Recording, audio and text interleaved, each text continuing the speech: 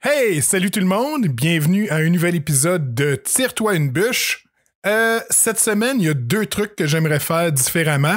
Le premier, c'est que à chaque semaine, je remercie Martin, je remercie le studio Bapombe, je remercie Janice. Arrêtez, j'ai juste l'air d'un gars qui se tête un studio gratuit. Donc, à partir de cette semaine, je les considère comme étant mes commanditaires principaux.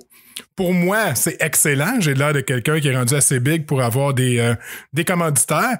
De leur côté, c'est peut-être pas aussi bon. Ça veut peut-être juste dire que c'est des gens qui prennent des très mauvaises décisions d'affaires en investissant dans mon podcast.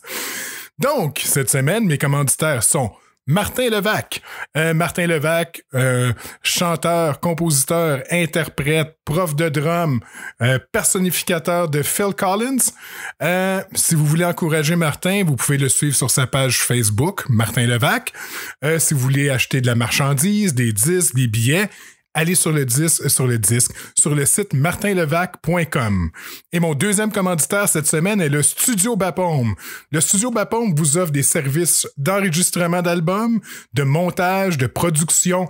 Ils vont vous accompagner pour vos droits d'auteur.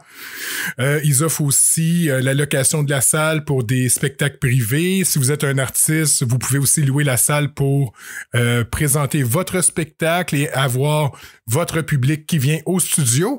Donc, si vous avez besoin d'informations, toujours communiquez sur Facebook, sur Martin Levac ou sur le Facebook du Studio Bapombe et Janice va se faire un plaisir de vous répondre et de vous aider. Donc, le deuxième truc que je veux changer cette semaine, encore une fois, je dis « bonjour, comment ça va? Moi, ça va bien, blablabla. » Je demande aux gens de venir se confier à moi, de me conter des histoires. Donc, à partir de cette semaine, j'aimerais ça commencer à raconter des histoires et des anecdotes personnelles. Fait que je vais faire ça chaque semaine jusqu'à temps que j'ai plus d'histoire. Puis quand j'aurai plus d'histoire, ben je vais en inventer, puis je vous ferai croire que c'est vrai. Donc, l'histoire de cette semaine que je vais vous conter, ça se passe en 1994, lorsque mon ami Thierry et moi, on a décidé qu'on se tapait un road trip en Colombie-Britannique. Dans les années 90, là, beaucoup de monde faisait ça, c'était hot, on s'en va en Colombie-Britannique, c'est trippant. Fait que nous autres, on décide qu'on part, on s'en va au BC, deux gars full hétéro qui partent en lune de miel. Pour de vrai, là, mes parents croyaient que j'étais parti avec mon amant. Puis plus je pense, à chaque fois que je raconte des histoires à chaque semaine, ça finit tout le temps qu'il y a quelqu'un qui pense que je suis gay. Fait que peut-être que d'ici quelques années, je vais sortir du garde-robe, je sais pas trop. Donc, Thierry puis moi, on part en Colombie-Britannique, on roule jusqu'à Vancouver. C'est passé un paquet d'histoires là, pendant ce voyage-là, mais l'histoire que je veux vous raconter aujourd'hui, ça se passe sur la côte. On roule sur la côte. Il y a un détail qui est important avant que je continue, c'est que nous autres, on est partis, on n'a pas beaucoup d'argent, on n'a pas d'expérience, 18-19 ans. Puis un détail qu'on avait oublié, c'est que c'est pas tout le temps facile de se laver si t'as pas d'argent. On n'a pas les moyens de se louer une chambre d'hôtel ou d'un truck stop, c'était 5 puis 10 piastres la douche. On n'avait pas les moyens de se payer ça. Donc, une fois de temps en temps, on s'est payé une douche dans un truck stop, mais c'est pas arrivé souvent. Donc, cette journée-là, on roule sur la côte. Je me souviens, c'est une journée noire, pluvieuse. C'était gris. Ben, une journée typique à Vancouver. Fait que là, on roule, puis on voit un rest area où il y a un signe disant qu'il y a des douches. Parce qu'on est sur la côte, il y a des plongeurs qui vont là, donc les plongeurs, lorsqu'ils sortent de l'eau, ils veulent rincer leur soude pour ôter le sel. Donc, on se dit, il y a un auto dans le parking, il y a personne, on va aller voir. On arrive dans les toilettes des gars, il y a déjà un gars puis une fille qui sont en train de laver leur soude, tout ça. Qu'on se dit, on les dérangera pas, on sait pas comment ça va finir leur histoire. Mais on se dit, il y a personne, on va aller voir dans les toilettes des femmes. Très, très bonne décision. Donc, on s'en va dans les toilettes des femmes, il n'y a personne, fait que on rentre notre stock. Pour nous autres, c'est le luxe, là, parce qu'on vit dans notre char depuis une semaine ou plus. Donc, on s'installe, la radio, la musique. On avait un petit poêle à 2 ronds qu'on pouvait brancher dans une prise électrique pour réchauffer de la nourriture. Fait qu'on s'installe, la musique, la bouffe. Moi, je vais prendre ma douche. Lorsque je reviens, on change de place, je commence à manger, Thierry s'en va dans la douche.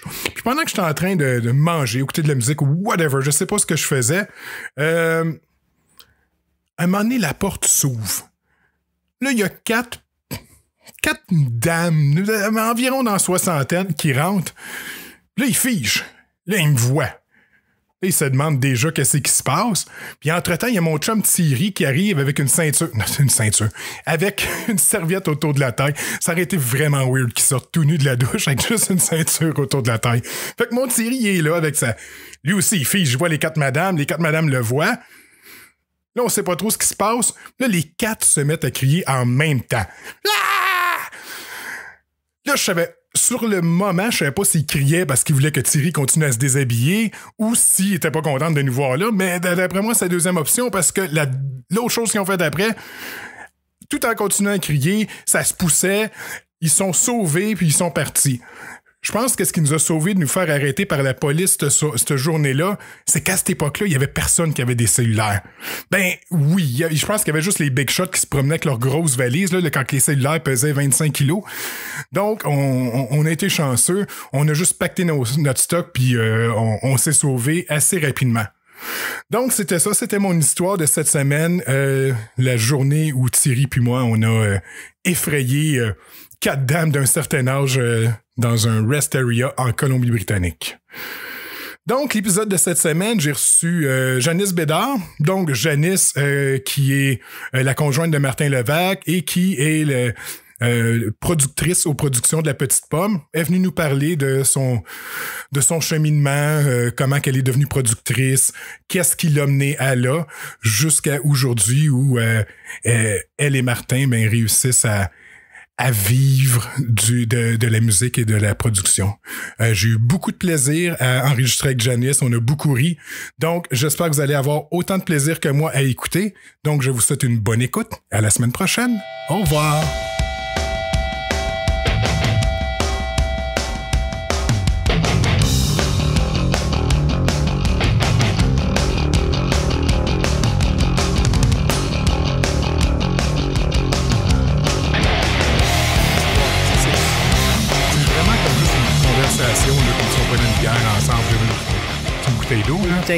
Ben moi, j'ai du plastique, fait que je vais avoir un high. Oui.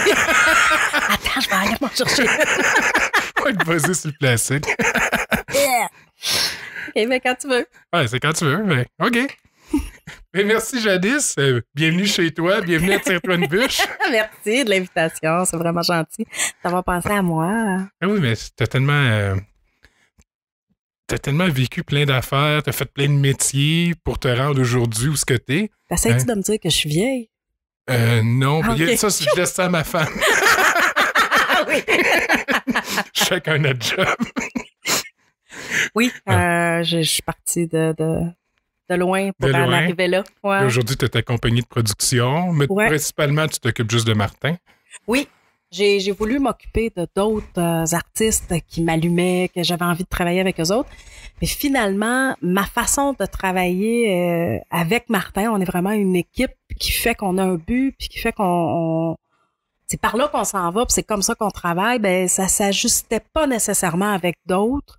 Il y en a beaucoup qui cherchent la prise en charge totale et complète, qui veulent pas s'impliquer nécessairement. Puis là, je le mets avec des guillemets là.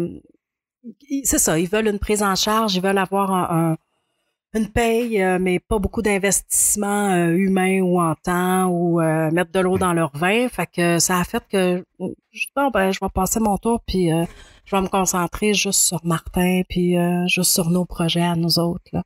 Mais c'est pas parce que j'ai pas voulu, c'est pas parce que j'ai pas été allumée par d'autres projets. C'est vraiment qu'à un moment donné, on choisit nos combats, là, puis j'ai choisi celui-là. Tu sais.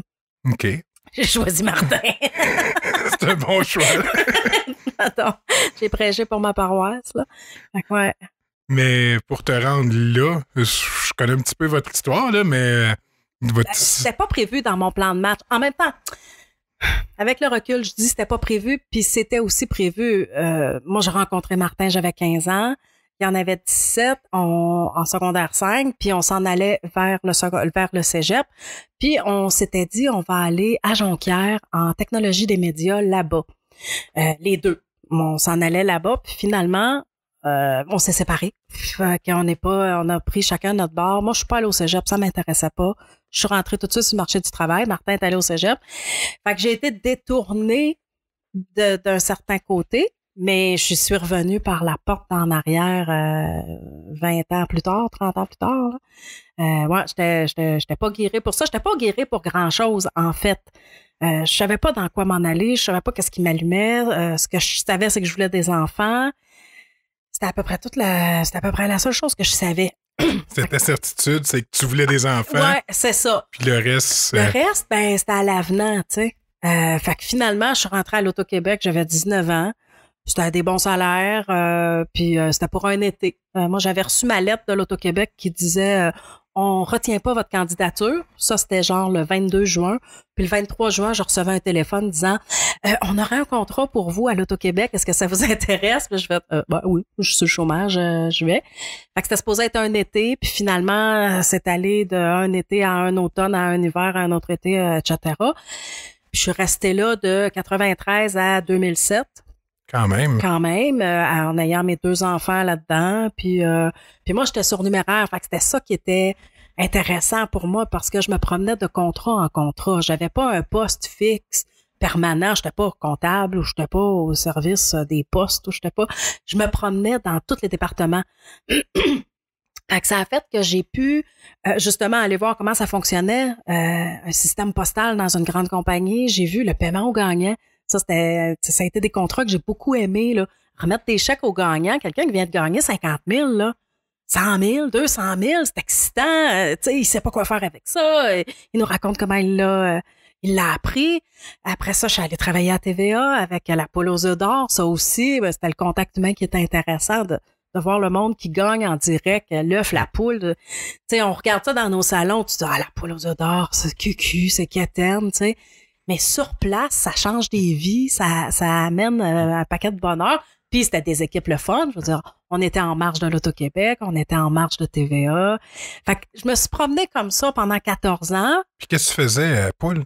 À Poule, écoute, c'était tellement nono, là, genre... Ben, on faisait le montage, le démontage, on roulait les fils, on tassait les décors. Mais, admettons, quelqu'un disait, je vais tourner la porte... 23. Puis là, moi, je tapais 23 sur mon ordinateur, puis ça me disait qu'il y avait le chant du coq. Fait que le chant de la poule, fait que je pesais sur un piton, puis le chant de la poule partait. Okay. C'était assez basique. Mais c'était ça. C'était vraiment le fun. Je faisais les tirages les vendredis soirs aussi, les mercredis soirs, là, la Québec 49, là, les bouliers. L'entretien des bouliers, remplir les bouliers, peser ses pitons du boulier, puis avec la firme Sanson, Deloitte, Touche et toutes les autres. Là. Bel Air. Ben là, c'est Bel Air, mais ça a tout changé. Ils ont tellement tout changé de nom. Fait que c'est ça, j'ai fait ça. Qu'est-ce que j'ai fait à part ça? Mon Dieu, je suis allée compter des billets dans des voûtes parce que les billets revenaient, puis il fallait les compter avant d'aller à destruction. Fait que je me suis promenée comme ça pendant 14 ans. À un moment donné, la structure d'entreprise a pas vraiment changé, mais la façon de penser de l'entreprise a changé. Ça me plaisait de moins en moins. On nous en demandait de plus en plus sans qu'il y ait de reconnaissance au bout. Là. On a beau avoir un salaire, on a beau avoir des belles conditions. À un moment donné, quand on bosse et jamais content de ce que tu fais, ben, tu t'écœures. Puis c'est ça, en 2007, je me retrouvais avec mon chum qui faisait une dépression qui était en train de remonter à la pente, ma mère qui était très malade, qui était pour mourir, puis moi qui étais dans des contrats que j'aimais beaucoup les gens avec qui je travaillais, mais j'étais vraiment à bout de la direction, vraiment à bout de la job qui était plate. Fait que j'ai demandé un arrêt médical à mon médecin. Puis elle me l'a signé. J'avais jamais rien demandé. J'avais juste eu 2 congés de maternité dans la vie. Puis après, elle m'a signé mon congé maladie. Je suis partie en chômage maladie pour essayer de redescendre puis voir qu'est-ce que je voulais faire. J'étais rendue en 2007, j'avais 34 ans. J'étais pour avoir 34 ans. M'occuper de ma mère, m'occuper de mon chum, m'occuper de mes filles. Puis t'occuper de toi. M'occuper de moi à un moment donné dans l'eau. Puis écoute, j'étais tellement écœurée que j'étais même prête à... mon chum t'a découragée à mettre des cordes dans des sacs. Du travail chez nous pour... Okay. C'était comme je voulais plus voir le monde, je voulais plus être en contact avec personne. Moi qui est si si sociable, si j'ai besoin. J'ai jamais remarqué, mais. J'ai jamais remarqué, moi. C'est ça. Ouais. Fait que c'est ça, j'étais prête à étamper des papiers chez nous. Je voulais vraiment plus voir le monde. Donc, j'ai pris un temps d'arrêt. Ma mère est tombée malade, comme je disais, puis elle est morte dans les mois qui ont suivi. Puis en même temps que moi, je prenais cet arrêt-là, Martin avait un nouveau projet qui démarrait avec un producteur qu'on connaissait pas, des gens qui connaissaient, des musiciens qui connaissaient de loin, de proche. Excuse. Et puis, le projet a démarré, ça allait bien, jusqu'à temps qu'il commence à avoir des ratés dans le lot. Fait que, genre, Martin a été payé 1 ou 2 fois. Après ça, oups, il faut courir après le chèque. On est supposé partir. On avait un show au Saguenay-Lac-Saint-Jean. C'était terrible. L'hôtel avait pas été payé. C'est l'assistante qui avait payé avec l'argent des t-shirts que moi j'avais acheté, que j'avais vendu. En tout cas, tu sais, des histoires de même. On partait aux États-Unis, on n'avait pas de carnet ATA. C'est un carnet douanier pour dire aux douaniers que hey, le stock que j'ai dans mon char, je vais le rapporter, je m'en vais pas le vendre aux États-Unis. Ouais. Fait que j'avais pas de carnet ATA, on n'avait pas d'assurance pour les musiciens. Fait que j'ai commencé à ramasser des dossiers de même parce que c'est pas compliqué, appeler l'assurance Croix-Bleue pour booker des assurances, c'est pas compliqué faire ci, c'est pas compliqué faire ça. Fait que tranquillement, pas vite, j'ai ramassé des dossiers comme ça jusqu'en octobre 2007. Où là, le producteur nous a vraiment chié dans la pelle, où ça allait vraiment plus. Fait qu'on a clairé le gars, puis on a sorti nos cartes de crédit. Puis là, on devenait producteur par la force des choses avec ce band-là en genre coopérative. Éventuellement, ce band-là, ça a foiré aussi parce qu'une coop, c'est pas toujours évident. Il y a des guerres d'ego. Moi, j'ai mis beaucoup de temps, moi, j'ai mis beaucoup d'argent. Ça s'accroche. Fait que j'ai juste continué dans cette lignée-là. Puis, c'est ça, je me retrouve 12 ans plus tard à être productrice à temps plein. Je suis jamais retournée à l'Auto-Québec. On m'a rappelé. On m'a dit, Janice, on a des contrats. Il y avait même quelqu'un un d'anciens patrons qui m'avait dit, on a un poste pour toi, ton nom est écrit dessus, t'as juste à venir. Puis j'en ai pas voulu. J'ai fait, savez-vous quoi? Je retourne pas. Je reste chez nous à travailler, à me lever quand je veux, à me coucher quand je veux, puis à essayer de faire avancer ma petite affaire. Puis c'est ça qui est arrivé. Je pense qu'on n'a pas pire réussi à faire avancer notre petite affaire. Martin a pu arrêter d'enseigner 6 ans après cette décision-là. Puis là, on vit de notre maison de production qui arrive à nous faire vivre les deux. Fait que c'est pas rien. Ouais. Ah non, c'est un bel accomplissement. Ouais, je suis vraiment contente. Tout ce que tu as fait à l'Auto-Québec, ça t'a-tu aidé à ce que tu fais aujourd'hui? J'imagine, avec tout ce que tu as vu. Terriblement. Terriblement, vraiment. Chaque poste m'a amené quelque chose parce que moi, j'éteignais des feux à l'Auto-Québec. Là. J'arrivais sur un contrat. La fille, elle venait de partir en maladie ou elle partait en congé de maternité. Elle avait 2 jours pour me briefer puis me montrer à la job. Excuse. Fait que j'ai appris sur le tas. Fait que le système D, j'avais besoin de l'avoir. J'avais besoin d'être curieuse pour pouvoir poser des questions, aller chercher de l'information. Fait que oui, puis tu sais, j'ai travaillé au service des baux corporatifs, fait que tous les textes de loi, les contrats, tu sais, j'ai touché à tout sans plonger dans rien, fait que ça m'a donné un paquet d'outils, là, j'avais vraiment une belle trousse là, quand je suis tombée là-dedans. Fait que oui, tous mes postes m'ont servi, toute la communication, non, vraiment, l'organisation, ça m'a servi. Fait qu'on sait jamais, hein, quand on est en quelque part, c'est une job plate, puis ça me servira à rien de compter des billets. Mais c'est pas vrai. Finalement, toute cette organisation-là de salle de décompte, ça me sert aujourd'hui dans un paquet de circonstances, tu sais. Ouais, ça m'a vraiment beaucoup servi, cette expérience-là à l'Auto-Québec. Puis je me suis fait des belles amies. Mes 2 meilleures amies, on vient de là, on vient de l'Auto-Québec, tu sais. Okay. Ouais, c'est vrai, t'es rentré là à 19 ans, là, tu sais, t'es toute jeune, c'est là que tu te fais tes amis pour la vie, souvent, là, tu sais. Ouais. Fait que, puis j'ai encore des anciennes collègues qu'on s'appelle, on va manger ensemble, puis on est toutes bien contents d'être partis de là. Ouais, mais tu sais, j'imagine, Moi, je me verrais pas personnellement travailler pour le gouvernement. Tu sais, je sais pas si l'Auto-Québec, c'est différent, mais j'imagine... C'est paragouvernemental. OK. C'est paragouvernemental, ouais. Tu regardes des fois, la hiérarchie, puis comment que les boss fonctionnent, les guerres internes de... Ouais, moi, en étant surnuméraire, j'ai pas trop vécu les guerres. Je te dirais, ceux qui étaient permanents dans la boîte, ils les vivaient beaucoup plus, puis des changements. C'est sûr qu'il y avait un changement de gouvernement, ça bougeait dans la boîte. La direction. Il y avait un changement de président, ça bougeait dans la boîte, ça jouait à la chaise musicale.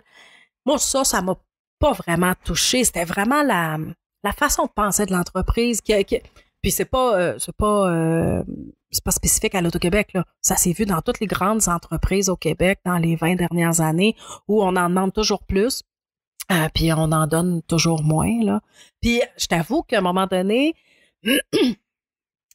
moi j'ai beaucoup aimé quand même l'Auto-Québec parce que toute la façon de faire des loteries, la sécurité, etc., ça m'a beaucoup intéressé, mais à un moment donné le versant noir m'a un peu écœuré aussi, tu sais. Je voyais les gratteux passer, puis c'était vraiment coloré. Je trouvais que ça attirait les enfants. Tu sais, j'avais comme un malaise moral à dire, ben on prend d'une main sans nécessairement redonner de l'autre, même si le gouvernement du Québec demande beaucoup à ces compagnies paragouvernementales-là. Là. Ouais, mais on pense va à la SAQ, pas le chercher au bon endroit. Ben, on va le chercher, mais c'est ça devient une taxe volontaire, mais en même temps, moi, j'ai vu arriver le Casino de Montréal, j'étais là quand ça a ouvert, j'ai vu la Société des bingos s'installer, j'ai vu la Société des loteries vidéo s'installer, et toutes les problématiques qui sont arrivées aussi. Puis ça, j'étais moins à l'aise moralement. Tu sais, d'avoir une taxe volontaire avec un gratteux à 1$, OK. La machine de loterie vidéo, j'avais de la misère avec ça moralement. Fait que je pense que ça a joué aussi dans mon écœurant titre là, de job, là.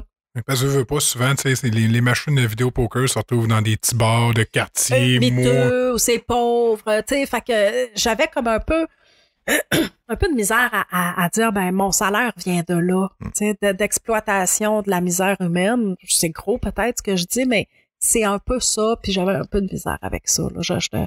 On n'était pas juste dans le produit de luxe. Tu sais, si tu dis, ben tu taxes les riches, ça va, mais là, c'était les pauvres qui étaient les moins éduqués, les moins nantis. Ouais.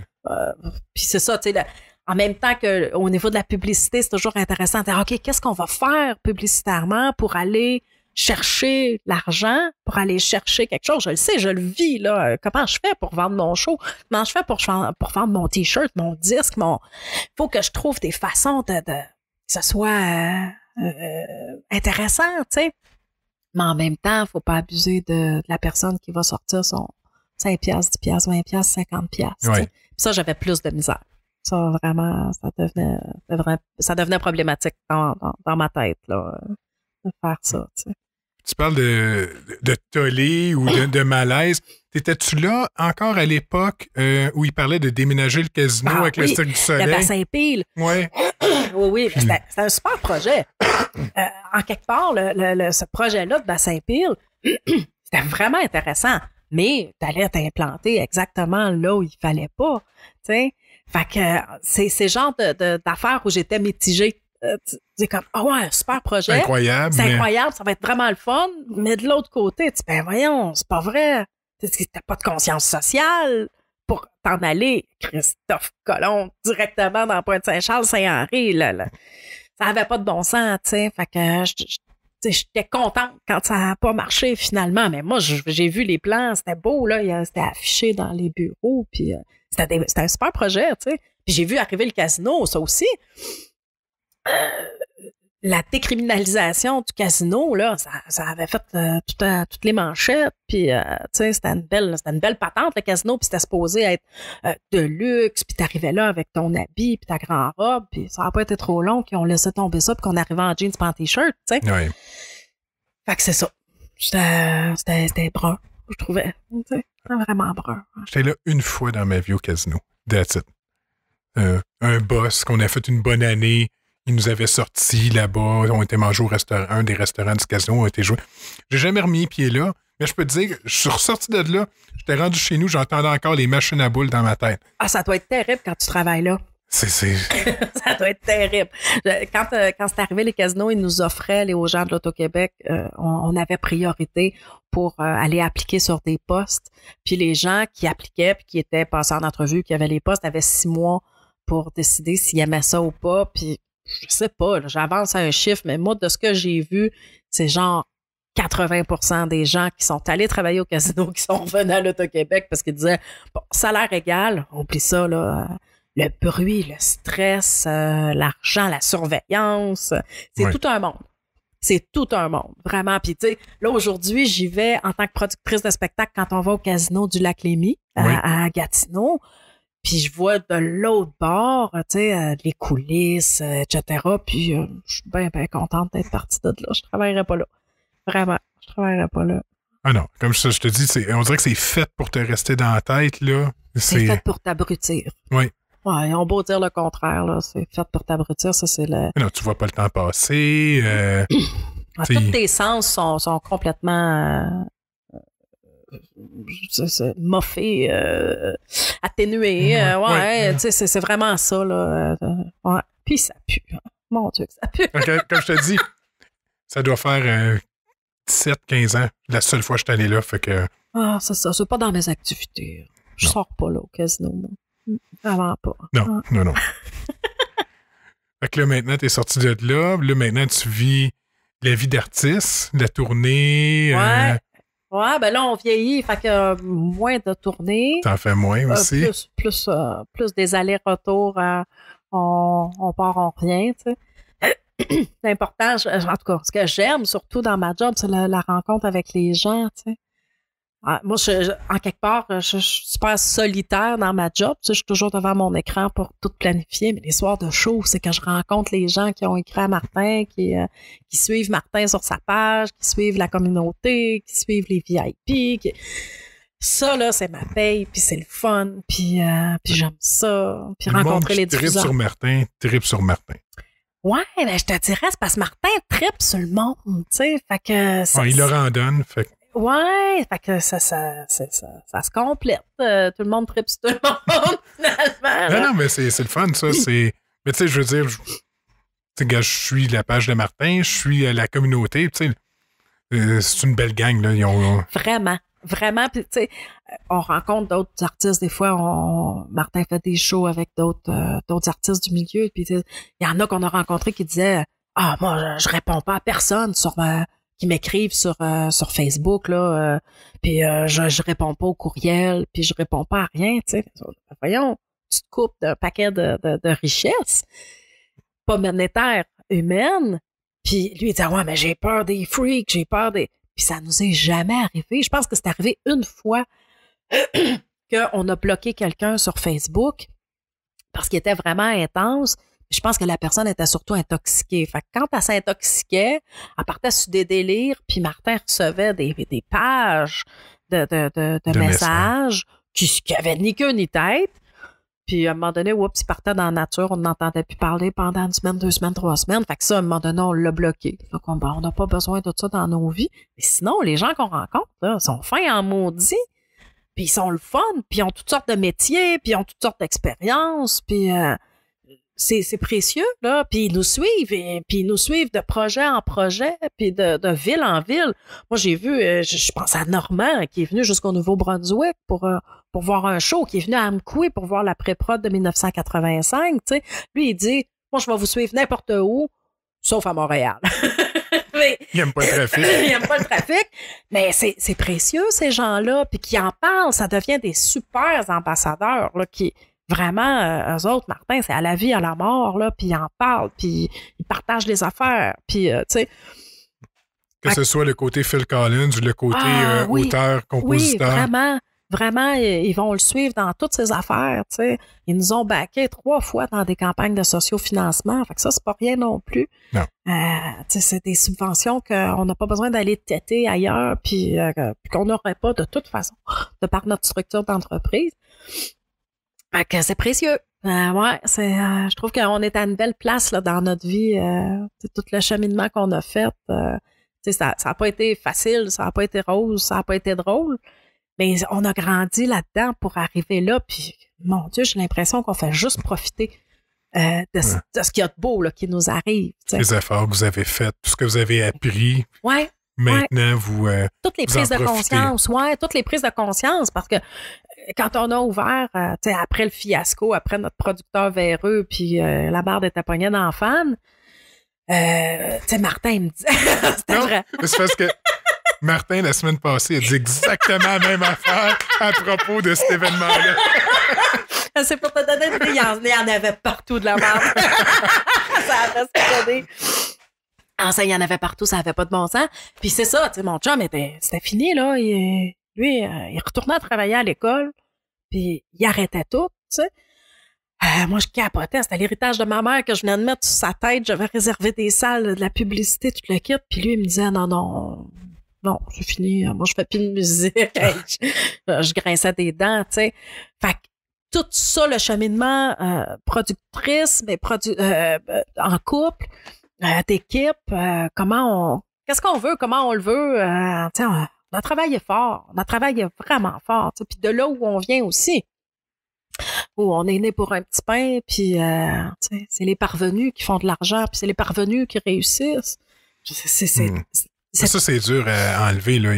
Tu le vois encore. Même aujourd'hui, là, les artistes ou les Québécois qui sont reconnus, les Québécois vont faire du bashing ou aux États-Unis ou en Europe, ces gens-là seraient vus comme des exemples à suivre. T'sais. Effectivement. Aux États-Unis, quand tu as de l'argent, tu le montres. Tu t'achètes un gros char, une grosse maison, une grosse piscine. Ici, non, ça c'est pas bien vu. Bon, en même temps, c'est correct, là, on a chacun nos façons de faire. Moi, je sais bien que personnellement, on a travaillé pour passer par-dessus ça, puis on nage pas dans l'argent, on n'est pas multimillionnaire, on n'est même pas millionnaire, mais juste d'arriver à une place dans notre vie où l'argent qui rentre, est juste correct pour nous autres, sans qu'on se sente coupable d'en faire ou de pas en faire. Parce que s'il y a ça, hein, c'est comme si on n'en fait pas, on se sent trop de cul. Puis si on en fait trop, on se sent encore trop de cul. Fait que, on essaie de travailler pour être bien dans tout ça. Puis justement, tu sais, je repense à la grosse tournée qu'on a faite en Europe où c'était tellement gros pour nous autres, c'était tellement... Ça, c'était pour... Ça, c'était avec Dance into the Light, on partait pour 6 semaines. Mais tu sais, quand la tournée s'est bookée, le show n'était même pas monté. C'était complètement irréaliste. On avait Dance on a Volcano qui était un hommage à Genesis, une reconstitution qui coûtait les yeux de la tête. Avant même de vendre un billet, ça me coûtait 10 000 d'infrastructure. Ça n'avait pas de bon sens. Fait qu'on se disait, on va aller vers quelque chose qui est plus grand public.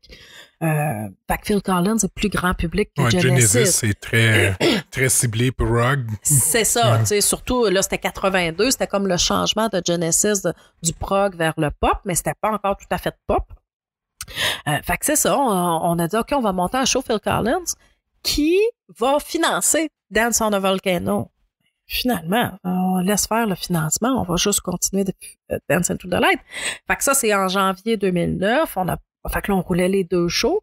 On a envoyé l'affiche en Europe, en Allemagne, à un producteur là-bas. Puis lui, il a fait, moi, je book des dates.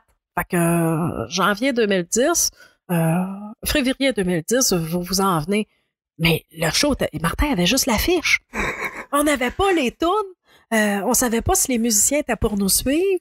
C'était quoi la conception d'éclairage? C'était quoi la scénographie? On n'avait rien de tout ça. Tu as ramassé des musiciens pour 6 semaines. Alors, gars, pendant 6 semaines, vous avez plus de gigs, vous avez plus rien. Vous venez avec nous autres. C'est ça, tu sais.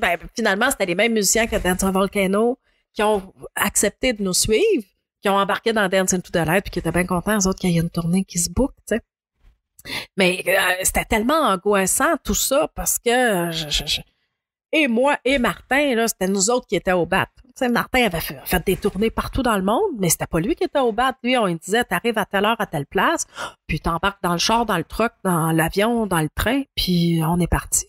Là, c'était nous autres qui étaient là, qui organisaient, Fait que c'est ça, on partait de loin finalement pour arriver là, puis enlever tous les complexes. Le complexe de l'imposteur, Martin l'avait parce qu'il se disait ça n'a pas de bon sens prendre la peau d'un autre. Mais moi je l'avais parce que je me disais mais je suis pas une productrice moi dans la vie, je viens pas de là, j'ai pas fait l'école du show business.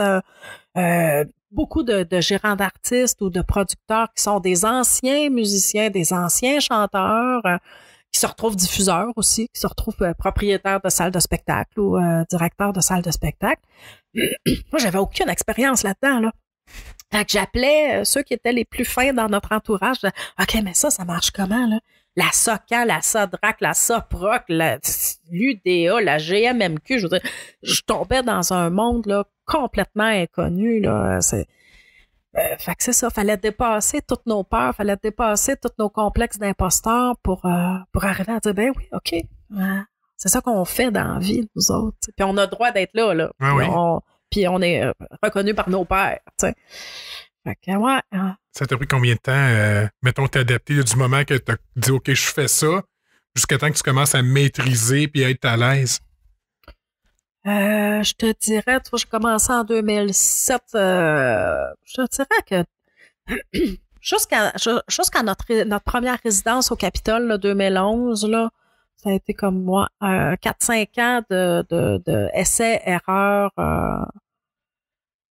Ouais, c'était 4-5 ans avant de dire, OK, là, je suis assez confortable pour me faire confiance aussi, totalement, tu sais, puis dire, OK, je prends une décision que je veux. Puis je me suis beaucoup battue aussi parce que quand on a commencé ce projet-là, il y avait les shows hommages, il n'y en avait pas beaucoup dans les circuits culturels. C'était dans des bars qu'il y avait ça, tu sais. Le medley, puis ce genre de place-là à 10 piastres, puis avec du monde un petit peu. Avec du monde qui était là pour boire plus que de voir le show. Puis Martin avait fait partie de The Musical Box, qui était comme vraiment le haut de gamme de l'expérience hommage, parce que les autres, c'était une reconstitution. Fait qu'on s'enlignait dans cette lignée-là, mais on était les seuls avec The Musical Box à faire ça. Puis même encore aujourd'hui, des reconstitutions puis des personnalisations comme nous autres on a fait, il y en a pas beaucoup. Il y a toujours quelque chose qui manque, je te dirais, pour arriver à ça. Donc, je me suis beaucoup battue avec les diffuseurs parce qu'ils me disaient, bon, je prends pas de show hommage. OK, tu prends pas de show hommage. OK. Je regarde sur ta programmation, t'as Marc Hervieux. Si Marc Hervieux fait une chanson, auteur, compositeur, interprète, ça va bien. Mais là, à ce que je sache, c'est y a que du cover. Fait que ça rentre dans le show hommage. L'Orchestre symphonique de Montréal, c'est quoi? C'est un gros band de cover. Ils font pas, Beethoven ne sortira pas de sa tombe, Mozart, Bach, etc. Ça sortira pas de leur tombe pour venir faire la toune. Fait que c'est un orchestre de cover dans mon livre à moi. Fait que c'est ça. Je me suis beaucoup obstinée avec les diffuseurs pour dire non, on a un show de qualité, c'est 8 musiciens, ça a des bacs en musique. Je veux dire, c'est des professionnels. On n'est pas des shows de bar, on n'est pas poche, on n'est pas cheap. Martin Fontaine, c'était avant ou après? Ben, Martin Fontaine, c'était avant, mais c'était un des seuls au Québec qui faisait ça. Puis lui, il était stationné dans le Capitole de Québec. Il bougeait pas de là. Il a été là pendant je sais pas combien d'années. Il est allé un peu au casino à Hall, Casino du Lac-Lémy, mais sinon, il n'y en avait pas. Fait qu'il y avait The Musical Box qui était international, Martin Fontaine qui était au Capitole, puis sinon, c'était du band hommage cheap. Puis là, ben moi, j'étais comme Martin Fontaine, comme The Musical Box, mais moi, je voulais rentrer dans les autres salles. Je voulais pas juste me stationner. Être en résidence. Être en résidence. Je voulais faire le tour du Québec, je voulais faire le tour du monde avec ce show-là, tu sais. Fait que je me suis beaucoup obstinée avec les diffuseurs, puis je suis pas patiente, puis je suis pas toujours fine. J'en ai envoyé chier, puis tu sais. Mais il y a d'autres diffuseurs que j'ai aimés, que j'ai adorés, puis que c'est réciproque, puis il y en a qui ont embarqué. Parce que moi, je disais, ben, j'ai entendu toutes sortes de stupidités diffuseurs qui me disaient, ben là, tu sais, nous autres, on prend juste un show hommage par année parce que sinon, on fait trop d'argent puis on perd nos subventions. Moi, à chaque fois, je suis comme... On fait trop d'argent. Ouais, ben c'est parce que le temps que moi, je suis là, que tu fais de l'argent avec moi, ben ça fait en sorte que tu peux aller financer ton show qui va avoir juste 25 personnes ou 50 personnes, tu sais. Il semble que le calcul est bon, je trouve, tu sais, mais bon, je suis peut-être trop néolibérale, je sais pas, comme façon de penser, tu sais, même si je m'inscris pas dans ce courant-là capitaliste à tout prix. je trouvais que c'était comme un peu stupide là, comme raisonnement. Ça, je veux dire, t'as quelqu'un qui a l'occasion de t'aider à faire grandir ton entreprise, puis Il me semble, à partir de tes projets, ben, tu dis oui, là, ouais. mais non, je veux absolument avoir mon argent du gouvernement. Ah, je trouvais ça un peu poche, tu sais. Puis c'est ça, les diffuseurs qui s'obstinaient trop, j'avais pas grave, passe-moi ton service de location. Puis je vais louer ta salle. Puis là, ben finalement, j'avais rempli la salle. Finalement, on va l'acheter, ton show. Regardons, tu viens de calculer tout à coup que tu ferais plus d'argent si tu achetais mon show que si tu me loues ta salle. C'est ça. Fait que ça a été ça, je te dirais, beaucoup les premières années. Là, maintenant, ça fait 10 ans qu'on roule Dancing to the Light. Fait que c'est sûr qu'on a une belle notoriété. Il y a quelqu'un qui nous a dit, c'est ta consécration, Marthe. Fait que tout le monde, ben pas tout le monde, non, mais beaucoup de gens dans le milieu savent c'est qui Martin Levac, puis que c'est un show de qualité, puis qu'on a une super équipe, là. Vraiment, nous autres, on est entourés. Mon Dieu, c'est du bon monde, pas encore du bon monde, tu sais. Oui, mais tu sais, je vous connais, là, on se le cachera pas. Mais tu sais, vous êtes du bon monde, fait que tu vas attirer du bon monde, là, tu sais, je veux dire. C'est sûr que oui, mais en même temps, j'ai vraiment le sentiment que notre équipe, oui, on est du bon monde, mais ces gens-là vont toujours en donner un peu plus. Ben, en même temps, peut-être pas. Peut-être qu'ils en donnent pas un peu plus à d'autres projets, mais moi, je sais qu'à nos projets, ils nous ont toujours donné le maximum qu'ils pouvaient nous donner, tu sais. Fait que, ouais, c'est ça. Je sais que quand on passe dans une salle, tout le monde va dire, l'équipe de Martin Levac, sont sa coche, sont fins, sont propres. Ouais, c'est ça. Tu sais, on laisse pas éloge en bordel. On est poli, on est gentil, puis on va toujours collaborer pour le succès du spectacle ou de la représentation. Tu sais. Fait que, ouais, je sais pas trop quoi te dire d'autre. Non, mais non, c'est cool. Puis je pensais à votre tournée en Europe, là. Ouais. Vous avez fait combien de shows là-bas? On a fait 6 semaines, une vingtaine de shows. Puis c'était Portugal. On commençait au Portugal. Après ça, on avait une couple de jours off. En Allemagne. Puis après ça, mon Dieu, qu'est-ce qu'on a fait? Les Pays-Bas, la Suisse. Beaucoup l'Allemagne, parce que le producteur était allemand. On a fait un soir en Belgique. Puis c'est ça. Fait que tu vois des truck stops, puis tu vois des loges, puis tu vois pas grand-chose d'autre, tu sais, sauf les jours de congé. Ouais. Mais c'était le fun. C'était une belle expérience. Encore là, tu vois, on commençait, ça faisait comme 2 ans qu'on travaillait avec cette équipe-là. Fait qu'on se connaissait, mais cette expérience-là de tourner dans des tour bus, ça a soudé l'équipe vraiment beaucoup. Tu sais, on est revenu, puis on s'ennuyait terriblement, puis là, on se faisait des cabanes à sucre, puis des barbecues, puis c'est encore ça. C'est devenu une famille pendant cette tournée-là. Quand tu voyages pendant 6 semaines d'un autobus dans ton petit bunk, je veux dire, t'apprends à connaître tout le monde, là. Hein? Comme faut. Puis je veux dire, ça rote, ça pète. Un soir, on se saoule, on est malade. Je veux dire, c'est ça, là. Puis on s'ennuie de la maison, on s'ennuie des enfants. On a le mal du pays, on veut plus revenir. Tu sais, c'était ça, là. Tu sais, surtout, tu dis, ce que je me dis, tu sais, c'est un show. Tu dis que c'était en 2010 que vous avez fait ça. Fait que ça faisait même pas un an que vous rouliez Dance into the Light. Vous étiez déjà en train de faire 20 shows en Europe en 6 semaines. Ouais, faudrait que je refouille dans mes papiers, là. Mais je pense qu'on avait 10 shows de fête quand on a débarqué en Europe. Puis je me souviens au Portugal, quand t'es arrivé là, fallait mixer 3 équipes. Fait que il y avait mon équipe de Québécois qui parlait français, baragouinait l'anglais, une équipe d'Allemands qui nous suivait là-bas pour monter, parce que c'était un grand truck là, de 53 pieds plein. Là-bas, les salles sont vides. Il n'y a pas de système de son, il n'y a pas de système d'éclairage, il n'y a rien. Il y a le stage, puis des bancs. Fait que donc, le 53 pieds suivait avec tout ça là-dedans et une équipe portugaise. Fait qu'imagine, puis là-bas, le producteur nous avait dit, moi, je veux un mur de LED. Nous autres, on n'avait pas monté le show avec le mur de LED. Fait que notre directeur technique, qui est aussi notre éclairagiste, a tout fallu qu'il repense les éclairages pour intégrer un mur de LED au show. Il faut le monter, le ciboire de mur de LED. Fait que juste ça, de monter le stage, écoute, c'était complètement fou. Le directeur technique allemand nous regardait en disant, Mais ça va pas durer de même pendant 6 semaines parce que là, il fallait que tout le monde trouve ses marques. Il fallait que tout le monde trouve c'est quoi sa job sans se piler ses pieds. Moi, mes techniciens étaient habitués de monter le show tout seul. Là, ils étaient pognés avec des hands qu'on appelle allemands. Ils savaient pas trop comment les diriger. Les hands portugais qui parlaient pas allemand. En tout cas, c'était une cacophonie assez quelque chose. Tu sais. Puis, la salle était pleine. Il y avait... Ce premier soir-là, je pense que c'était 5000 personnes qui attendaient Martin Levac. Tu sais, mon petit poulet qui était encore fragile puis qui se sentait tellement imposteur puis qui se disait, oh, mon Dieu, on va se planter.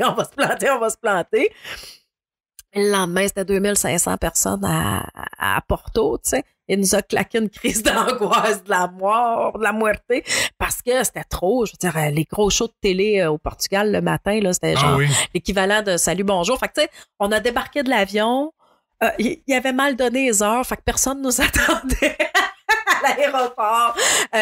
C'est ça, le décalage horaire. J'avais un musicien qui était malade et vomissait dans toutes les poubelles. Puis c'est ça, tu sais, là, c'est genre, OK, on est attendu, un gros souper, la grosse bouffe. Faut aller se coucher le lendemain matin, c'est ça. Je pense que ça, on partait à 5 heures du matin pour la grosse émission de télé au Portugal, là, genre, Salut, bonjour, mais à la 10, tu sais, parce que la population là-bas, avec performance live, écoute, mon chum, il shakeait comme une feuille. Ouais, c'était vraiment le fun. Puis tu vois, on a fait 2 shows au Portugal, puis après ça, oups, on avait 4-5 jours off à Neuss, en Allemagne. Puis là, on est tombé en plein carnaval. Puis là-bas, le carnaval, c'est pas notre carnaval de Québec, là. Non, c'est le carnaval se promène de ville en ville.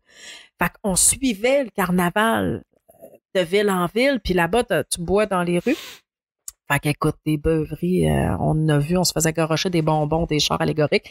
Fait que ça a été notre cage 4-5 jours off. Je voyais ton jet, je pensais que tu pitchais des bocs de bière. Je sais pas. Moi, je retournais me coucher, mais sûrement que les musiciens me diraient que ouais, ils ont dû recevoir une coupe de bocs de bière par la tête. Fait que ouais, ça a été ça. On arrivait là-bas, puis on n'avait pas beaucoup d'expérience du show. Puis le show était long, là. Là, il dure 2h15, mais durait plus que ça. C'était quasiment 3 heures moins quart, le show. Il y avait des tunes là-dedans, tu sais. Mais il passe vite. Maintenant, il passe vite, mais à mais 2h15, moi, après 1 heure, là, mon péto, il veut s'en aller, là.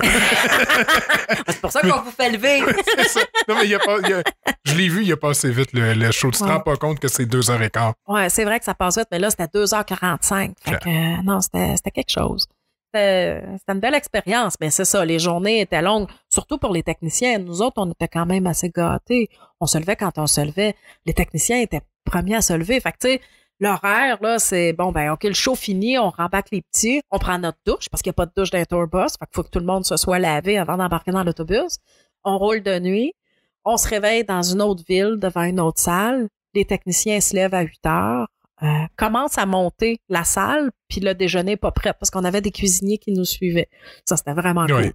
Fait que poêle frigidaire, c'était ça qui sortait en premier.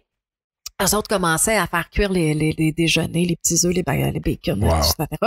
Mais pendant ce temps-là, mes techniciens commençaient déjà à travailler sur le show. Ils arrêtaient vers 10h, 10h30, ils déjeunaient, puis ils continuaient après. Là, nous autres, on se levait quand on se levait, tu sais, les musiciens puis la prod, là. Mais la manière que tu me penses, tu dis que les salles sont tout nues là-bas. La job, ça doit être intense. Ouais, la job est assez intense, tu sais. Puis là, ben, eux autres, ils arrêtaient jamais. Finalement, les techniciens, ils ont dû revenir sur les genoux solides parce qu'ils arrêtaient jamais, tu sais. Ça commençait le matin puis ça finissait. Il y avait un break pour dîner, un break pour souper. Des fois, il y avait le temps de faire une mini-sieste après le souper. Puis le show était à 8 heures, puis jusqu'à 11 heures moins quart. Puis là, ben, il faut défaire, tu sais. Ouais, il faut repartir, il faut repartir. Puis il faut repartir, tu sais. Fait que, non, les journées étaient longues, là. Vraiment longues, tu sais. Mais c'est ça, ça a créé des beaux souvenirs. Des beaux souvenirs, des liens, puis... Ouais, vraiment. Vraiment, vraiment. On est revenu de là, on était une famille. Ouais, c'est ça. On connaissait nos bons côtés, nos mauvais côtés. Mais il n'y a pas eu tant de crises que ça. Je travaille pas avec des gens qui ont des égos surdimensionnés. Fait que il n'y a pas eu de choc des titans, tu sais. Mais c'est sûr que à 6 semaines de même, il y en a toujours un qui finit par te tomber ses nerfs ou une, parce que j'ai dû leur tomber ses nerfs, c'est comme rien, tu sais. Il y a des irritants, lui il parle trop, l'autre il pète, tu sais. L'autre, il fume. L'autre, il est toujours en retard. Il finit par avoir quelque chose pareil, mais il n'y a pas eu de gros drame à gérer là, pendant ces semaines-là. Pendant ces 10 années-là, il n'y a pas eu de drame à gérer. C'est assez précieux, là. Comparé à d'autres prods que j'entends que la guerre est tout le temps pognée, puis ça s'arrache les cheveux de sa tête, là. Ouais. Ça n'existe pas chez nous, tu sais. Ah, c'est vraiment le fun pour ça. C'est bon. Peut-être l'ambiance que vous créez. Oui, oui. Là, maintenant, d'un gros show, mettons comme Dance into the Light, ça, toi, tu t'occupes des VIP. C'est Véronique qui s'occupe des VIP. Okay. Moi, je m'en occupe pas de ça. C'est Véronique qui est arrivée avec ça, il y a une couple d'années, notre assistante. Elle a dit, ça sera le fun. Les gens, ils veulent avoir quelque chose de plus, tu sais, réinventer l'expérience spectacle. Puis, ça serait le fun de faire des VIP. Elle avait fait ça avec une compagnie américaine quand il venait ici au Québec. Elle l'avait fait pour Lady Gaga, elle l'avait fait pour Peter Gabriel, elle l'avait fait pour Pink, je pense aussi. T'sais. Ça pourrait être intéressant. Pas sûr, tu sais, ça reste que Martin, c'est un personnificateur, c'est pas Tony Bennett, c'est pas, tu sais. On l'essaie. Fait qu'on l'a essayé une première année, puis là, je sais pas combien d'années, ça doit faire 4, 5, 6 ans qu'on fait ça. Puis les gens aiment ça, il y en a qui reviennent d'année en année. Le show est fini, qui reviennent me voir puis qui achètent déjà leur billet pour l'année d'après, tu sais, parce que c'est trop une belle expérience. Ils viennent passer l'après-midi avec nous autres. Ils voient pas le montage. Ils voient pas le montage de la scène, mais ils voient le test de son puis comment Martin travaille avec son équipe. Ils ont des petits cadeaux. Ils ont un sac cadeau avec toutes sortes de goodies, un cadeau exclusif au VIP. Après ça, ils rencontrent Martin, prennent une photo. On les fait monter sur le stage. Ils peuvent aller jouer sur le drum de Martin s'ils veulent. Fait que ça fait une belle journée. Après ça, ils vont souper ensemble en VIP, puis ils reviennent plus tard, puis un petit verre de drink, et puis on commence le show. T'sais. Fait que ça, c'est Véronique qui gère ça, qui s'occupe de ça. Moi, je fais pas, là, je fais assez d'affaires sur mon bureau. Hein. T'en veux? Fais-les. Mais ça, c'est. Je sais pas pour les autres domaines, là, mais moi, j'écoute principalement du métal. Si le VIP, là, c'est partout, là, maintenant, là. Ah oui, hein? À tous les shows, un coup que tu as ton billet, si tu vas sur le site du band, tu peux t'acheter un VIP s'il reste de la place. Okay. C'est exactement le même concept que tu me parles, mais je veux dire, quasiment tous les shows métal maintenant, c'est ça. Parce que je pense aussi, tu sais, avant, ils vendaient des disques. Maintenant, ils vendent plus de disques, là, tu sais. Ouais, c'est ça. Ça diversifie l'offre. Peut-être chercher un peu d'argent ailleurs. T'as pas le choix, là. Je veux dire, il faut que vous viviez de ça aussi, là. Ben, j'ai envie de te dire, on vend plus de disques. Nous, oui. Moi, je vends encore des disques parce que ma clientèle a encore des systèmes de son dans son salon. J'aurais pas le choix, éventuellement, de dire, ben, OK, je mets l'album sur une clé USB parce que là, dans les autos, il n'y a plus de système de lecteur CD. Mais je pense que la disparition du vinyle sert l'apparition du VIP. Là où on avait une expérience comme plus intime avec l'artiste en ouvrant son vinyle, en lisant les paroles, etc., ça, on l'a pu. Parce que ça s'est dématérialisé. Même le CD, c'est moins intéressant comme objet. Puis là, ben, c'est fini, c'est dans le numérique, c'est dans le nuage. T'as plus ce contact-là. La pochette, ben, tu regardes sur ton ordinateur ou sur ton téléphone. Fait que l'expérience VIP, ça amène cette approche-là de l'artiste, de le voir évoluer dans son milieu, tu sais.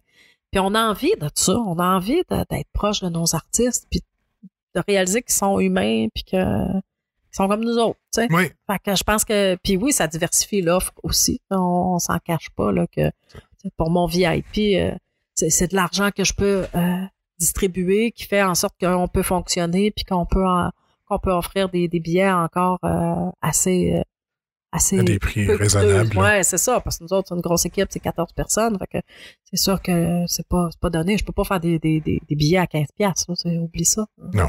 Je peux pas. Fait que ça fait en sorte que...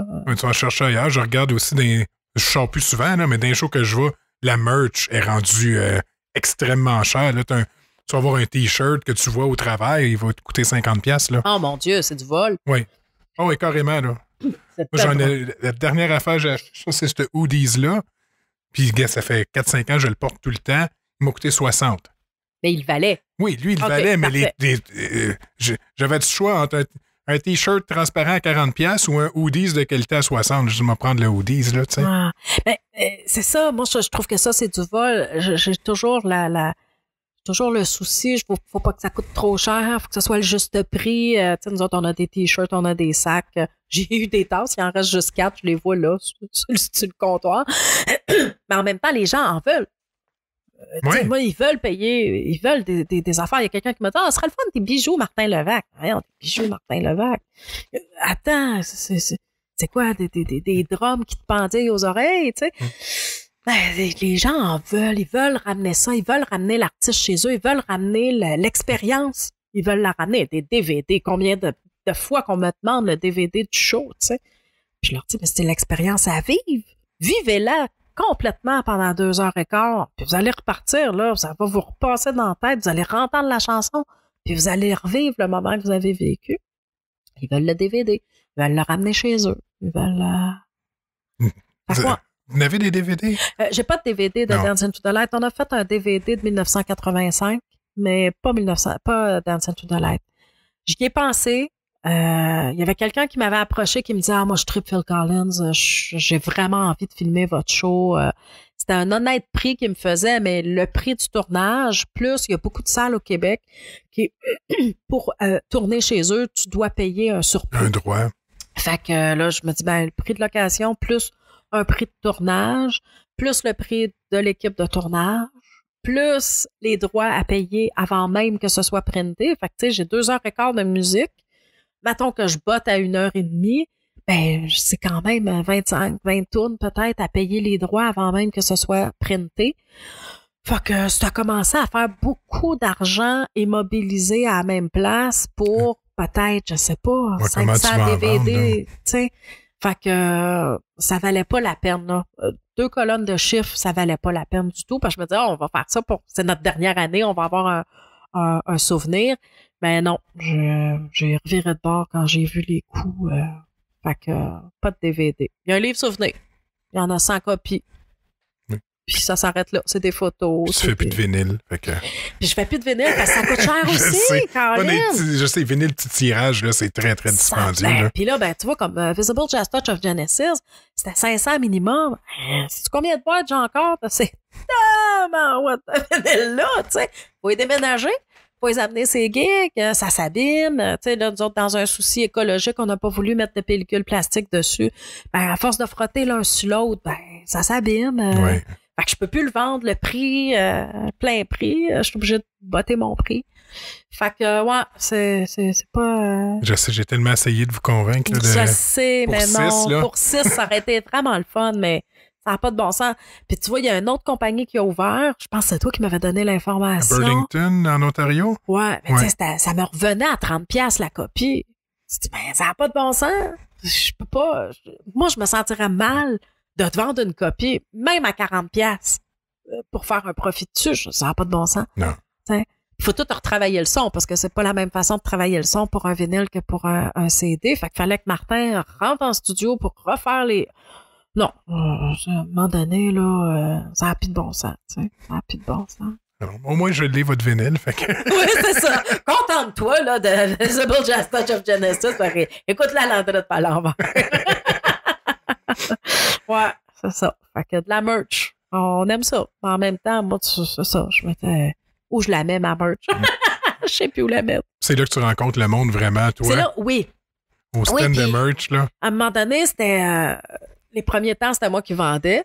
Parce que c'est dans les salles, il faut savoir que tout ce qu'on vend, la salle se garde un pourcentage, une cote. Tu sais que généralement 15% quand c'est leur staff, puis 10% quand c'est nous autres. Fait que c'était moi qui vendais parce qu'on avait tellement pas d'argent qu'il fallait... tout était bon pour économiser. Puis après ça, j'ai fait je vais laisser les salles vendre, tu sais. Et finalement, ils me font pas, c'est pas vrai. Il y a des salles où leurs filles, leurs gars sont vraiment allumés, puis là, j'ai tellement de stock avec Martin que juste leur expliquer ça, puis ils me regardent, ils ont il y a plus de son, plus d'image, là, parce qu'il y a trop de stock, trop d'informations. Fait que j'ai fait, savez-vous quoi? Je vais vendre moi-même.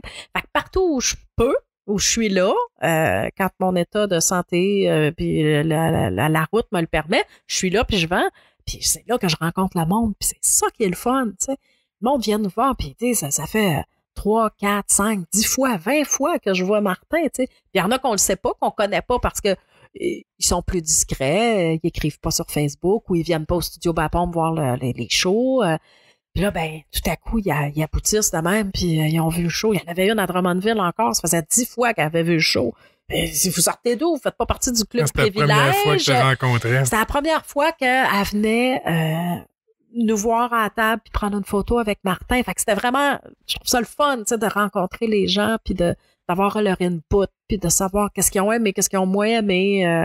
C'est rare qu'ils ont pas aimé quelque chose, tu sais, mais leurs commentaires, c'est toujours le fun. Puis ils sortent, ils ont le sourire. Puis j'aime ça. Vraiment, j'aime ça les rencontrer, tu sais. Les revoir.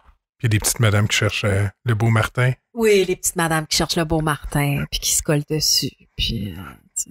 Mais on a tellement de belle clientèle. On a vraiment, c'est normal, là, tu sais. Vraiment une belle clientèle. Les années où c'était moins le fun, je te dirais, ça a été les 2 étés au Capitole, où là, c'était plus festif, c'était pendant l'été, fait que les gens étaient en vacances, ils avaient commencé à boire de bonne heure. Là, il y avait les petites madames qui étaient moins le fun, tu sais, puis qui tripotaient, puis qui étaient saoules, puis que... Là, c'était moins le fun. Mais tu sais, en même temps, c'est pas arrivé à tous les soirs, là, on faisait 4 soirs semaine. Si ça arrivait une fois par semaine, c'était beau, tu sais. Une fois par 2 semaines, je veux dire. Mais c'était comme une clientèle moins le fun, tu sais. Mais sinon, les soirs de show, c'est tellement respectueux, ça. Vraiment, vraiment, on n'a jamais de problème, là. Fait que ça vient prendre leur photo avec Martin, puis ça repart, ils sont contents, puis ils ont toujours une anecdote, tu sais. Puis nous autres, on donne de l'argent à la prévention du suicide à chaque show aussi. OK. Fait que ça ouvre les discussions, tu sais. On a un genre d'album souvenir. Puis avant Another Day in Paradise, Martin explique qu'on est privilégié de pouvoir vivre en santé mentale et physique et que c'est pas le cas de tout le monde. Fait que s'ils achètent le programme Souvenir à 5 $, il y a $1 qui s'en va à la prévention du suicide. Fait que ça amène toutes sortes de réactions, ça amène toutes sortes d'histoires, tu sais.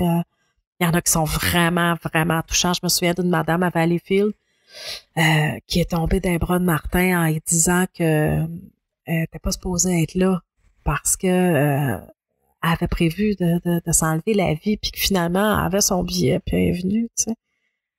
Puis que là, elle venait de changer d'idée, tu sais, je t'en parle, puis l'émotion monte parce que elle, ça venait d'amener de l'eau à son moulin pour aller mieux. Ouais.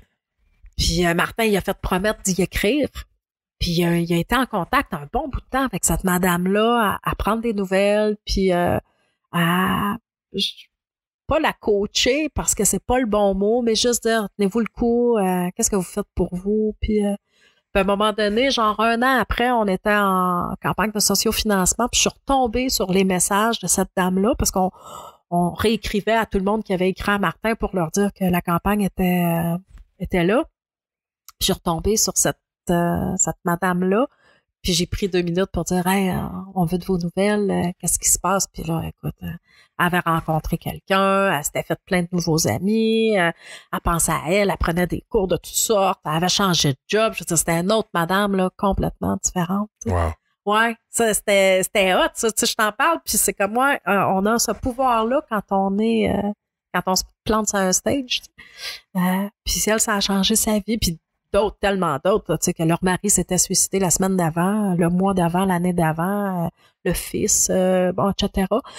Fait que ça amène de la conversation, ça amène une discussion qui est pas faunée, là. Je te dirais, quand ils débarquent, là, à Martin, ils sont encore dans l'émotion, ça, c'est toujours touchant, tu sais.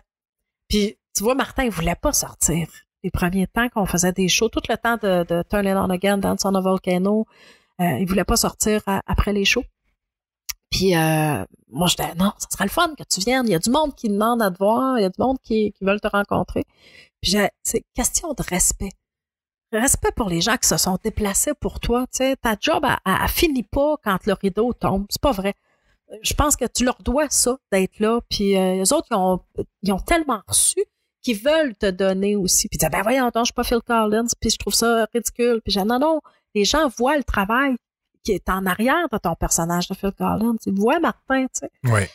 Puis écoute, ça a fait un beau changement dans nos vies aussi quand il a commencé à sortir systématiquement après chaque show. Puis c'est pas une demi-heure après, là. C'est tu finis ton show. Tu t'essuies. Tu ramasses une bouteille d'eau, ta robe de chambre, puis tu t'en viens parce que c'est ça, tu sais. Fait que moi, ça a amené des belles histoires. Puis là, c'est ça, tantôt tu me dis, les histoires vont venir. Puis oui, effectivement, les histoires débarquent. Je repense au petit Raphaël. J'ai dû déjà te raconter l'histoire. Puis là, je te la raconte pour que tu l'enregistres. Un soir de show au Capitole, le show, il finit, là. Puis ça doit être You'll Be in My Heart que Martin fait. Et là, je suis en avant, je suis en train de préparer ma merch, puis les colonnettes, puis tout le kit. Puis il y a la sécurité qui dit, oh, il y a un enfant sur le stage, il y a un enfant sur le stage. Fait que là, je pars, je rentre dans la salle pour voir ce qui se passe. Finalement, c'est déjà fini. Martin a fait venir un enfant sur le stage, puis il l'a remis dans la salle, puis c'est réglé, c'est fini, on passe à un autre appel. Le lendemain, Martin me dit, hey, c'était vraiment cute, le petit, il était là, puis il chantait toutes les paroles, fait que j'y ai tendu la main, puis je l'ai amené. C'est cute. Moment, cutitude, on passe à un autre appel. Oui. Le lendemain, sur Facebook, il y a, pas vrai, un blog. La blogueuse a dit, fait un topo sur notre show, puis elle a dit, en plus, c'était vraiment émouvant parce que hier soir, Martin a invité le petit Raphaël à monter sur scène. Le petit Raphaël qui soulignait l'anniversaire de son papa décédé il y a 1 an. Voyons que c'est ça. Fait que là, on met cet article-là sur la page Facebook de Martin. Il y a un monsieur qui écrit, qui dit, je suis le grand-papa du petit Raphaël, puis bon, ça a changé sa vie, ça a vraiment amené... Et là, sa maman nous écrit pour nous raconter toute l'histoire du petit Raphaël qui a abouti sur le stage avec Martin. Et l'histoire commence une couple de mois avant, où Raphaël dit à sa maman, qu'est-ce qu'on fait pour la fête de papa en novembre qui vient? Ben, je sais pas. Raphaël, son père est décédé, ça fait 1 an, 2 ans. Je sais pas. Qu'est-ce qu'on va faire pour souligner la fête de papa? Ben, il dit, j'ai vu que Martin Levac était en ville, puis j'aimerais vraiment ça, y aller parce que ça tombe la journée de la fête à papa. Puis papa, il aimait ça, lui, du Phil Collins. C'était son chanteur préféré, fait que j'aimerais vraiment ça aller voir Martin. Fait qu'elle regarde les billets sur Internet. Tout le parterre est vendu. Il n'y a plus de place. Il reste juste des places au balcon. Puis elle dit, ça me tente pas d'aller voir le show au balcon. Fait que, elle dit à Raphaël, on n'ira pas voir Martin parce que il n'y a pas de belle place, puis ça vaut pas la peine. Je suis déçue, maman, j'aurais vraiment aimé ça. Puis, mais elle dit, arrête d'en parler, là, on passe à notre appel. Finalement, les semaines passent. Puis le petit redemande à sa mère, il dit, tu peux-tu vérifier, maman, pour des billets pour Martin? J'aimerais vraiment ça, qu'on aille fêter la fête à papa au Capitole avec Martin. Elle retourne sur Internet, puis là, il y a 2 billets. Qui s'étaient libérés en avant du stage. Écoute, elle fait ni une ni deux, elle achète les billets. Puis elle, sa vie, écoute, elle dit à Raphaël, on a des billets. Au moment où elle a fait ça, nous autres, on reçoit un appel du Capitole.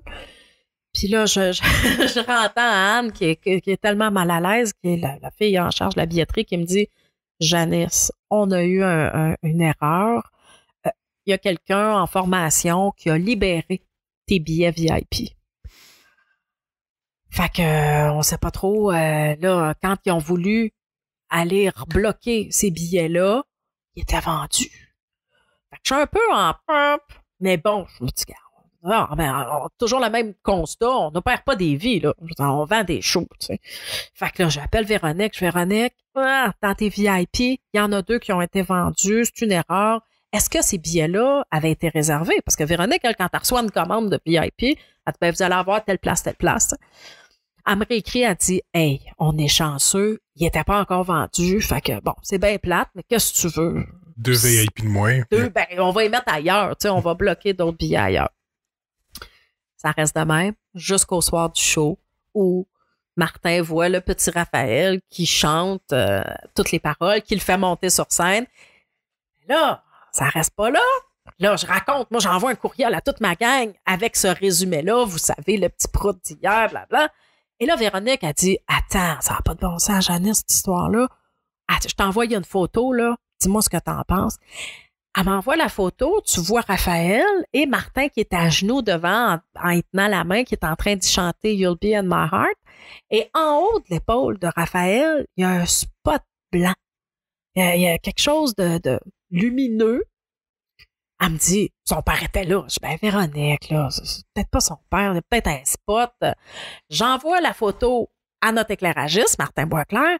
Puis Martin, dans cette période-là du show, tu sais, y a-tu des... Parce qu'on a des side spots là, qu'on appelle, qui sont sur le devant de la scène. T'as-tu un spot? Ça peut-tu refléter? Ça peut-tu être une poussière? Parce que des fois, tu sais, la lumière sur une poussière, ça fait ça éblouit. Puis... Ça éblouit. Il dit, non, Janice, il n'y a pas de spot. Le seul éclairage qu'il y a, puis là, il se met à m'expliquer ça. Puis il dit, ça n'a pas l'air d'être une poussière dans la photo. Fait qu'il y a comme une boule lumineuse au-dessus de l'épaule du petit sur cette photo-là. Fait que c'est comme, waouh!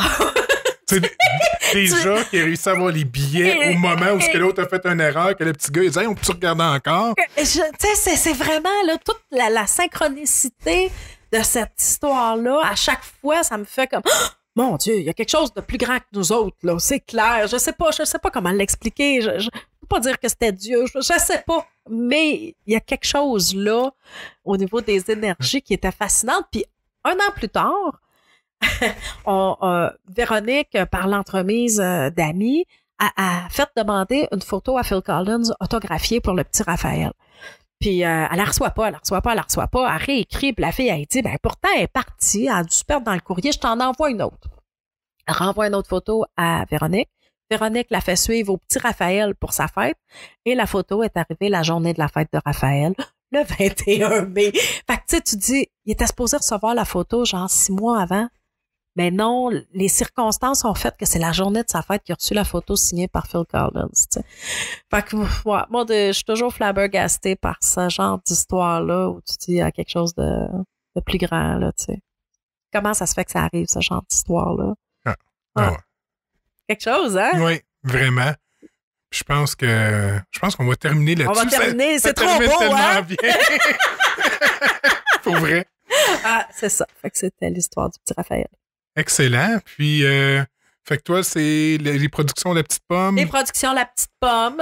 Sur Facebook. Est-ce que vous avez une page? En même temps, la page Facebook, elle est là plus pour les diffuseurs que pour le grand public. Il n'y a pas grand-chose qui se passe sur ma page Facebook. Le monde Facebook. sont intéressés sur tout le temps martinlevac.com, le Facebook à Martin. Oui, par là, la communauté Facebook de Martin Levac, communauté Martin Levac et compagnie.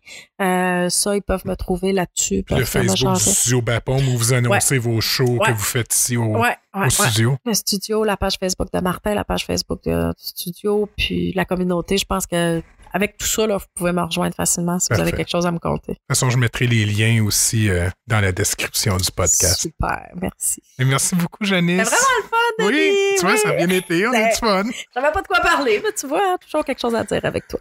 Ouais, mais je pense que t'as pas besoin de moi non plus. Merci beaucoup, Denis. Merci. Bye. Bye.